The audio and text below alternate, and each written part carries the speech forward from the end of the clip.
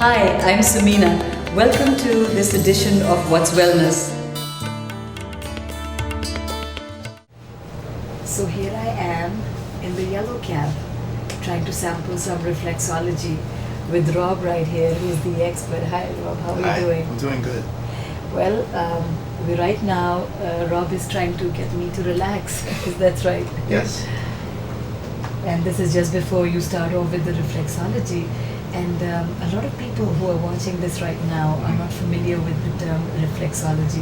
If while you do it, if you can actually give us a little synopsis of how ancient this skill is and how you got into it. Okay. It's actually reflexology started in Egypt and also to China and India, and it goes back thousands of years. The form that we practice today is based on Eunice Ingham and her method of reflexology. It was based on the zone therapy by William Fitzgerald. Yeah. So, and then she developed the map of the foot that we use today in Western reflexology. So what you're saying is that our feet and our hands have certain zones charted out of them, which actually represent our organ systems and hormones and all that. And the reflexology is a method of working the points on those different organs that helps the body to relax and to balance itself. And the best thing is you're not using anything invasive. Exactly. It's so soothing. And I feel like I'm in seventh heaven. It's amazing. It's great. So there's no side effects from the medications or anything like that. So. And of course, reflexology doesn't say that they're going to cure a disease or diagnose it or anything like that. So you're not actually promising that to a client when they walk in. It's the clients usually it's their own body's healing potential that takes effect, and the reflexology just helps to boost that. So it's about creating a balance. Exactly. And there's so much of imbalance in our life, right? Yes. There's so much need of this reflexology, and I personally feel you might be doing the pressure points or whatever, but just the fact that somebody touches you and that human touch is so important in life. And definitely.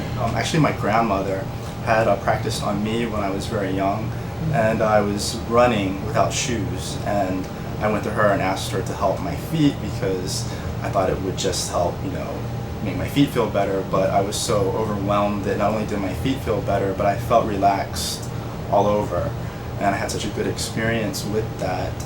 Later in life, I wanted to learn how to do reflexology professionally so that I could share it with other people because I had such a great experience with it. Can you tell some tips or maybe 3 ways, let's just say that, 3 ways that somebody can do this at home?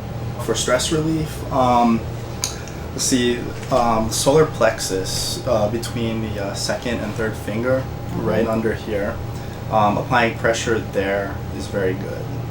So that's for stress. Now, what about migraine? A lot of people complain of headaches.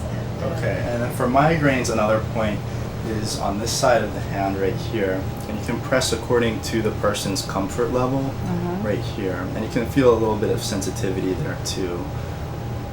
Okay, and then I remember reading somewhere that there was another point, I think it was somewhere here below the thumb. That's the adrenal. Yes. And right about there. A sharper kind it's a little bit of a sharp, it's a little bit more sensitive, so that point is usually, you don't hold that for too long. Okay. So. And what is that going to do? That will help stimulate the adrenal gland. And a lot of times if they're feeling exhausted or if they have asthma or similar conditions, the adrenal gland helps to release cortisol. So stimulating that point is important for those conditions. So that's wonderful. Next time the kids cause too much pressure. Exactly. I'll just have to do the solar plexus, and for the husband, maybe for the headache. Yeah, the headache. Yes, this is This is what I need to do. Get rid of. We can't get rid of the husband, but can get rid of the headache. So it's okay. But that's interesting. Now tell me one thing. What are the different disease patterns or different conditions that somebody can come and get help for in reflexology?